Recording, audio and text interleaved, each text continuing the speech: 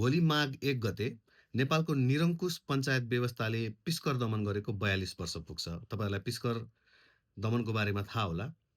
आजभन्दा 42 वर्ष अगाडि माघ 1 गते सिन्धुपाल्चोकको पिस्कर गाउँमा त्यहाँका स्थानीयहरूले आफ्नो परम्परागत शैलीमा जात्रा मनाउँदै गर्दाखेरि, त्यहाँ मेला लगाएर रमाउँदै गर्दाखेरि क्रूर पञ्चायती व्यवस्थाले त्यहाँनिर गोली बर्साएको थियो मेलामा।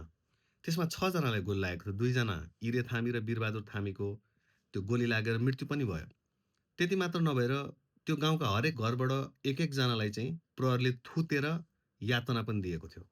कारण के भन्दाखेरि त्यतिखेरको नेकपा मालेका केही नेताहरू त्यो गाउँमा भूमिगत बसेको छ भन्ने खबरले गर्दाखेरि पञ्चायती व्यवस्थाले, पञ्चायती शासनले पिस्कर दमन मचाएको थियो, मेलामा गोली चलाएको थियो।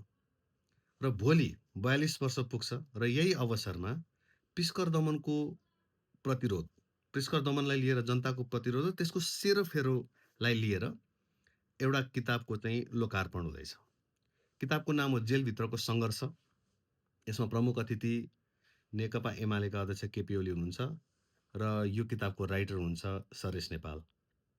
सरेश नेपालजीले पनि त्यतिखेरको पञ्चायती व्यवस्था खुब धेरै भोग्नु परेको थियो। उहाँ अनिराज सुब्बाको चाहिँ नेता भएकै कारणले गर्दाखेरि बिना कारण पक्रिएर कुनै पनि मुद्दा नचलाइकन 3 वर्ष जेलमा पञ्चायती व्यवस्थाले राखेको थियो। उहाँले आफ्नो जेलको सङ्घर्षका कथाहरू पनि यसमा राख्नुभएका छ। त्यतिखेरको जनताको दुःखहरू, कसरी जनताहरूले सङ्घर्ष गरेर चाहिँ आजको दिनसम्म हामी आइपुग्यौँ, यी सबै कुराहरू समेटेर सरेश नेपालजीले यो किताब लेख्नुभएको छ र भोलि यसको लोकार्पण हुँदैछ राष्ट्रिय सभागृहमा।